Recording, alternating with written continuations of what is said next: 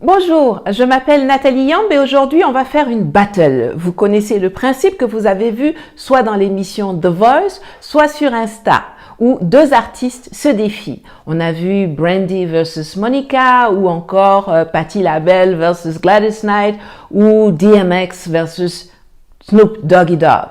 Eh bien aujourd'hui, je vous invite à voir une battle de la monnaie.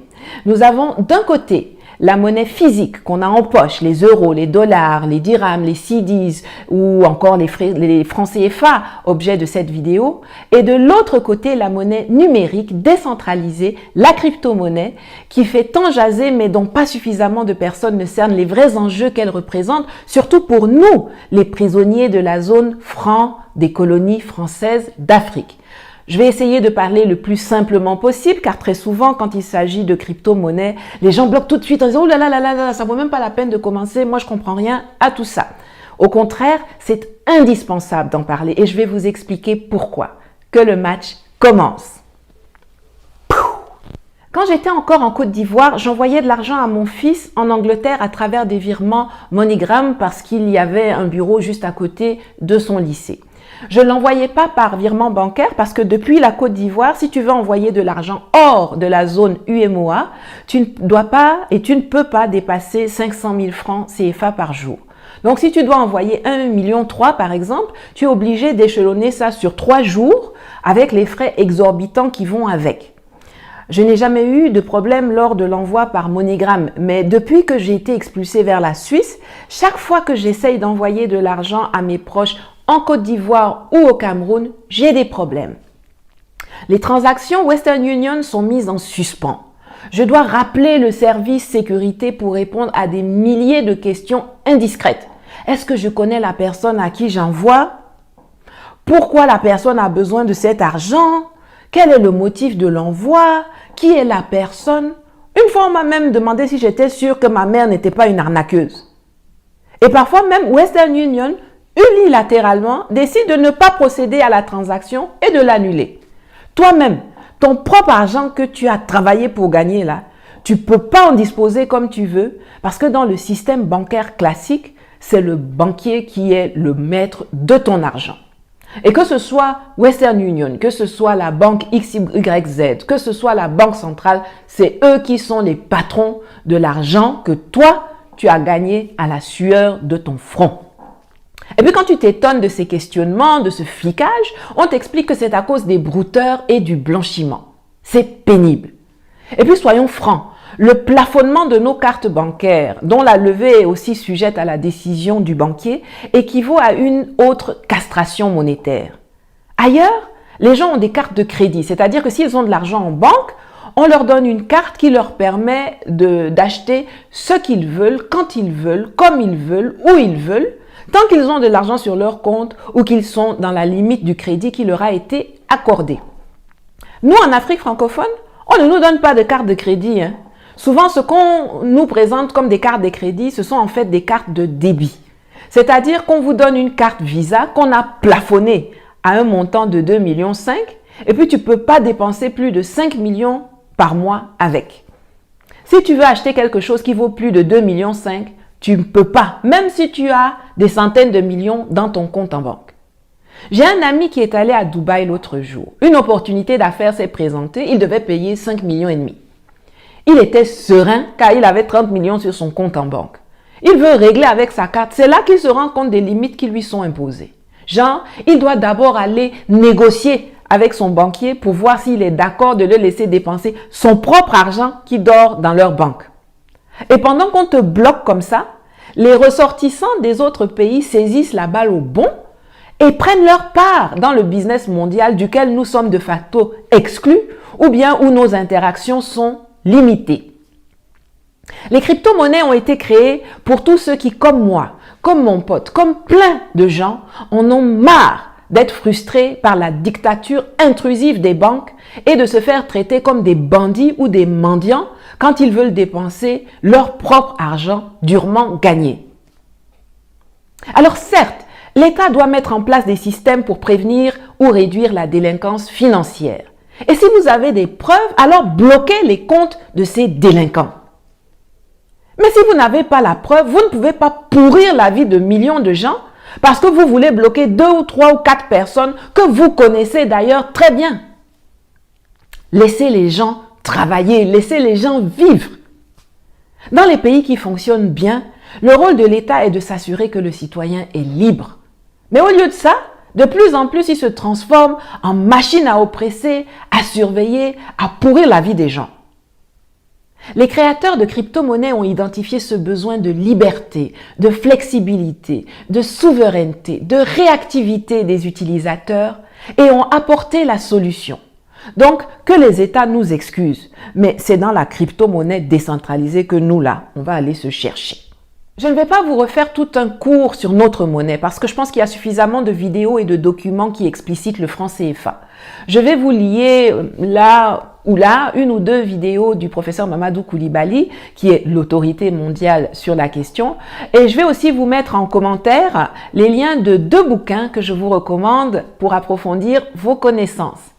L'arme invisible de la France-Afrique de Fanny Pigeot et Ndongo Samba Sylla que je salue amicalement et La souveraineté monétaire des pays africains de Mamadou Koulibaly, facile à lire et hyper instructif comme toujours. Ce qu'on doit retenir du mécanisme du franc CFA, c'est que c'est une monnaie coloniale, gérée par Paris et imprimée en France à chamalière, arrimée à l'euro et donc trop forte pour nos économies et qui ne permet pas l'industrialisation des pays qui l'utilisent. En 2 mots, c'est un chiffon et un boulet. Quand on analyse la situation économique d'un pays, on regarde la balance des paiements. C'est un document comptable qui recense tous les flux monétaires, financiers et réels des entreprises, des banques et des administrations publiques d'un pays avec l'extérieur. Établie par la Banque centrale, elle est composée de la balance commerciale qui retrace toutes les importations et les exportations de biens et la balance des invisibles qui englobe des biens, l'ensemble des échanges de biens immatériels avec l'extérieur. Donc il y a le tourisme, les assurances, les transferts de fonds, les échanges de services, les revenus du travail, les revenus financiers, les dons publics et privés, etc. Donc, pour l'instant, la plupart de nos balances de paiement sont déficitaires, surtout en zone BEAC. À l'arrivée, on puise donc dans nos comptes en devises. Une devise, c'est une monnaie étrangère. Quand on exporte des produits, on nous paye en devises.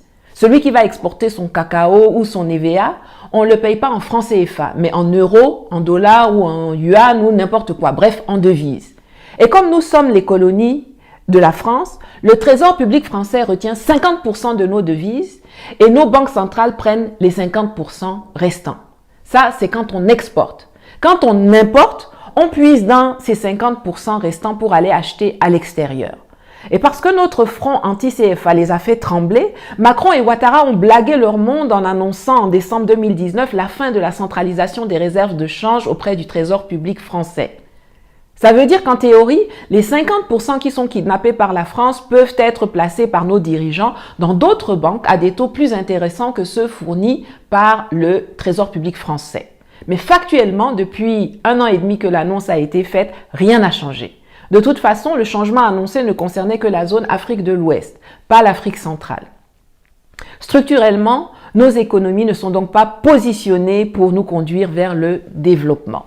Qu'est-ce que la crypto-monnaie peut amener comme solution à ce problème structurel de déficit de nos balances de paiement? Je vais vous donner un exemple. Soalio vit en Allemagne. Son amie Marianne, qui se trouve à Douala, veut lui envoyer de l'argent. Si elle lui fait un virement bancaire par la BICEC ou la SGBC ou Western Union, la banque doit d'abord aller racheter des euros ou bien puiser dans le compte d'opération du Cameroun pour qu'on puisse envoyer les euros que Soalio va recevoir à Berlin. Ça, c'est juste le cas d'une personne. Maintenant, prenez le cas de millions de personnes qui font ce genre de transactions ou qui importent de la marchandise dans la zone CFA. Vous comprendrez alors pourquoi cela creuse notre endettement, sachant que notre compte en devise est nettement moins fourni qu'il n'est sollicité. Le compte en devise est petit et la demande est grande. Puisque dans nos pays, là, on n'exporte pas beaucoup. Qu'est-ce qu'on fabrique de bon pour exporter à part nos billes de bois, notre café, notre cacao et puis notre EVA? Par contre, on importe presque tout.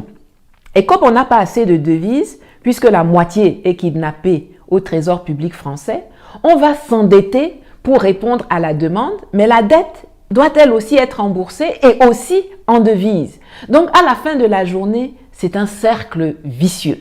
L'endettement augmente et le développement est au point mort puisque l'État n'arrive pas à financer l'économie. Qu'est-ce que la crypto-monnaie peut faire pour changer cette situation? Déjà, les échanges peer-to-peer, d'individu à individu, permettent de ne plus puiser dans le compte en devise. Reprenons Marianne de tout à l'heure. Elle peut envoyer de l'argent de son compte crypto au compte crypto de Swalio, directement, sans passer par la banque. Je ne vais pas entrer dans le détail des procédures back-office de la crypto, car je pense qu'il y a suffisamment d'informations faciles à trouver sur Google ou sur YouTube sur le sujet. Sachez simplement que c'est un système décentralisé, crypté par des algorithmes et sécurisé par un protocole qu'on appelle la blockchain. Alors si un jour Marianne décide d'importer une voiture, dans une transaction classique, ça va nécessiter la sollicitation du compte en devise. Par contre, si elle envoie de la crypto-monnaie, disons par exemple des bitcoins, ça part directement de son compte crypto à celui de Swalio, sans passer par le compte d'opération. C'est comme ça qu'on appelle aussi le compte en devise de la BEAC pour l'Afrique centrale et de la BCAO pour l'Afrique de l'Ouest. Et Swalio transforme ça en euros et puis il lui achète sa Mercedes qu'il lui envoie par bateau. Et chez certains marchands même, on peut acheter directement sans avoir besoin de convertir en euros ou en dollars. La démultiplication de ce genre de transactions en crypto-monnaie, tout en permettant les échanges, va donc soulager le compte en devise de nos États, puisqu'une partie des importations se fera sans avoir recours à lui, ce qui provoquera moins de tensions pour répondre à la demande. L'autre avantage de la crypto-monnaie, c'est que le franc CFA est une agence de renseignement pour la France. Quand on passe par la crypto-monnaie, la France perd l'accès à un certain nombre d'informations qui lui servent aujourd'hui à asseoir sa domination sur nos États. Prenons un entrepreneur africain qui possède énormément de bitcoin et crypto-monnaies et qui est confronté à la difficulté de les convertir en monnaie fiat pour financer ses gros projets, disons, dans l'immobilier ou le transport. Une monnaie dite fiat est une monnaie décrétée et gérée par un État à travers une banque centrale. Le yen, l'euro, la livre, le dollar, le naira, le CFA, le rand sont des monnaies fiat. Alors que va faire notre entrepreneur? Eh bien, il trouve des fournisseurs dans le monde qui acceptent d'être payés en crypto et qui lui vendent tout le matériel dont il a besoin pour construire ses immeubles et acheter ses avions. Comme ça. Un gars comme ça, mais c'est bien pour l'économie du pays où il est implanté car il ne pèse pas sur le compte en devise tout en réalisant des projets qui génèrent de l'emploi, de la valeur et des taxes. On devrait donc le bichonner. Eh bien non. Chez nous, ces gens-là sont pourchassés et persécutés par nos gouvernements car avec l'utilisation de la crypto, les maîtres à Paris n'ont plus l'occasion de bloquer en amont lors du financement les projets qui pourraient faire de la concurrence à leur monopole protégé sur le terrain ou qui pourraient conduire à une industrialisation qui serait excellente pour nos populations mais terrible pour eux. Car eux, ce qui les arrange, c'est le système actuel. Ils prennent nos matières premières à des prix qu'eux-mêmes fixes, ils transforment ça chez eux, ce qui crée de l'emploi pour leurs ressortissants, et puis ils nous revendent les produits finis 10, 20, 30, 100 fois plus cher que la matière première qu'ils ont achetée. Et nous, on est bien entubés. Les États en général sont assez énervés par la crypto-monnaie car ils perdent un peu de leur souveraineté dans un domaine dans lequel ils ont le monopole. Mais la France l'est encore plus car elle perd un outil d'espionnage inestimable. En effet, avec le franc CFA, quoi que vous fassiez, quoi que vous achetiez, les fonctionnaires du Trésor public français sont au courant. C'est d'ailleurs comme ça qu'ils tiennent nos chefs d'État et nos gouvernants. Ils savent parfaitement combien ils détournent, où ils détournent et où ils planquent l'argent qui devrait servir à développer nos pays. Mais tant qu'ils servent avec zèle les intérêts de la métropole, celle-ci les couvre en pratiquant le motus et bouche cousue. Mais si un jour ils veulent se rebiffer, alors les dossiers sur eux et leurs familles vont sortir net, comme par magie. J'entends souvent dire que certains de nos présidents ont envie de sortir du franc CFA mais qu'ils ont peur d'être tués. Laissez-moi rigoler. Ils ont peur en effet, mais pas d'être tués. Ils ont peur d'être lâchés par leurs parrains, de voir toutes leurs magouilles dévoilées et de perdre la jouissance de tout le patrimoine qu'ils ont volé à leur peuple pendant leur décennie au pouvoir. Les adversaires de la crypto arguent que les monnaies virtuelles sont à combattre parce qu'elles servent le financement du terrorisme et favorisent le blanchiment d'argent. Je challenge cette assertion pour plusieurs raisons. D'abord, parce que c'est faux de les présenter comme le principal outil de financement du terrorisme. Même si certaines transactions se font en crypto, c'est vraiment une quantité résiduelle par rapport à tout le fric qui tourne dans ce monde. Un rapport de Chainalysis, publié en janvier 2021, établit que les activités criminelles liées aux crypto-monnaies ne représentent que 0,34% des échanges en 2020, soit 10 milliards de dollars. Et puis, bon, les plus grands terroristes que sont l'armée française et ses mercenaires de la Légion étrangère, bon, ceux-là, ils ne sont pas payés en crypto que je sache. Et si j'ai 10 milliards en bitcoin, il faut d'abord que je transforme ça en monnaie fiat pour aller distribuer aux Dozo, à Amadé Ouérémy ou aux autres terroristes et rebelles financés par la France et l'Occident sous les tropiques. Je transforme ça où? Et puis vous ne pouvez pas savoir.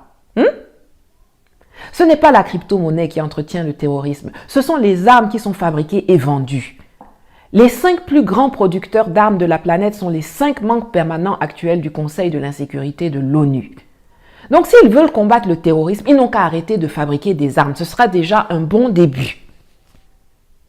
Quant au blanchiment d'argent, une enquête de l'ICIJ, publiée l'an dernier, a établi que la Deutsche Bank, la principale banque allemande, a blanchi 1300 milliards de dollars et que la banque américaine JP Morgan, elle, a blanchi 514 milliards de dollars entre 2000 et 2017. Je cite, « Le service de renseignement financier américain FinCEN montre le rôle central des grandes banques systémiques dans la circulation des flux d'argent sale liés à la fraude, à la corruption, au crime organisé et au terrorisme », a écrit le journal Le Monde le 20 septembre 2020. Donc vraiment, si on veut combattre les plus grands délinquants et les flux financiers illicites, c'est à Wall Street, à la City ou à Francfort que ça se passe plutôt que dans le monde des crypto-monnaies. S'il est vrai que seul un président en exercice peut mettre fin au franc CFA, il n'en reste donc pas moins que nous avons déjà, en tant que citoyens et entrepreneurs, la possibilité de lui échapper grâce à la crypto-monnaie. Si des individus, sous prétexte de tenir le bic ou de jouir des prérogatives de la puissance publique, veulent freiner les autres, il est du droit et même du devoir de ces autres de se tourner vers la solution alternative que constitue la crypto-monnaie, et il y en a toute une foison. Le Bitcoin, l'Ethereum, le Ripple, le Dash, le Litecoin, le Dogecoin, le Simcoin, etc. Dans la bataille d'aujourd'hui, le match a été gagné par la crypto-monnaie. 1. L'envoi d'argent coûte moins cher. 2. Il n'y a pas d'intermédiaire. 3. C'est décentralisé. Et 4. Les énergies sont libérées. D'ailleurs, les pays les plus clairvoyants ne s'y trompent pas. En Suisse, par exemple, on peut déjà payer ses impôts ou acheter des services et des biens en Bitcoin. Et au Japon, une loi entrée en vigueur en 2017 a reconnu le Bitcoin et d'autres monnaies virtuelles comme des moyens de paiement légaux.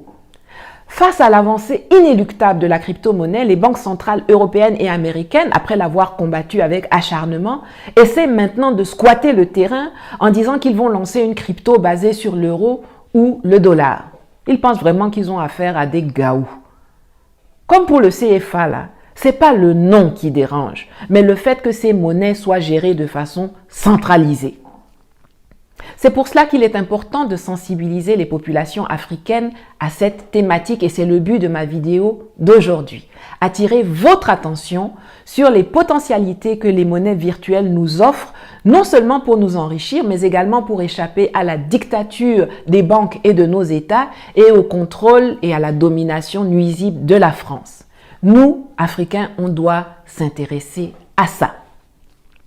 Nos gouvernants de la zone CFA, s'ils étaient intelligents, devraient aussi s'atteler à devenir des havres pour les entreprises de crypto. Car les réticences de certains États envers la monnaie numérique ne tiennent pas en ce qui nous concerne. En général, comme je l'ai dit tantôt, les États ont deux soucis. D'une part, la maîtrise de la souveraineté monétaire. Or, en zone CFA, là, on n'a jamais eu de souveraineté monétaire parce que c'est la France qui pilote notre monnaie. D'autre part, l'usage de la monnaie comme un instrument de politique économique. Quand vous regardez les informations, vous voyez à la télé que la Banque centrale américaine dévalue ou révalue le dollar. Vous entendez que la Banque centrale chinoise ou la Banque centrale ghanéenne dévalue ou révalue le yuan ou le cedi, etc. Or, chez nous, on n'a pas ça. On est arrimé fixement à l'euro. La monnaie chez nous n'est ni un instrument de politique économique, ni un outil de souveraineté. Mais qu'est-ce qu'on attend pour se lancer? Pour terminer, un petit mot à l'adresse des dirigeants de la BEAC. On m'a fait remarquer qu'après ma dernière vidéo sur la question, je la mettrai à la fin de celle-ci, la BEAC travaillerait sur un nouveau design des coupures monétaires. Messieurs, mesdames les banquiers, il ne s'agit pas de changer la physionomie des billets en gardant les principes qui en font un outil colonial. Il s'agit de se doter d'une monnaie libre, flottante, que nous utiliserons avec le budget comme un instrument de souveraineté et de politique monétaire et dont l'aspect physique sera en accord avec notre histoire, notre culture et nos aspirations. Ça vaut pas la peine de dépenser notre argent pour aller faire un rebranding de nul effet qui trompera personne. On dit on veut une rupture claire, nette et irrévocable avec la France, la Banque de France, le Trésor public français et le franc CFA. C'est simple à comprendre, non? Chers amis, en attendant que les dirigeants de nos États et de nos banques centrales deviennent garçons, émancipons-nous de la tutelle de ces émasculés et de leurs chefs et allons-y dans la crypto-monnaie. Informez-vous, il y a une foison de vidéos didactiques disponibles sur le web. Et en attendant, portez-vous bien et à la prochaine.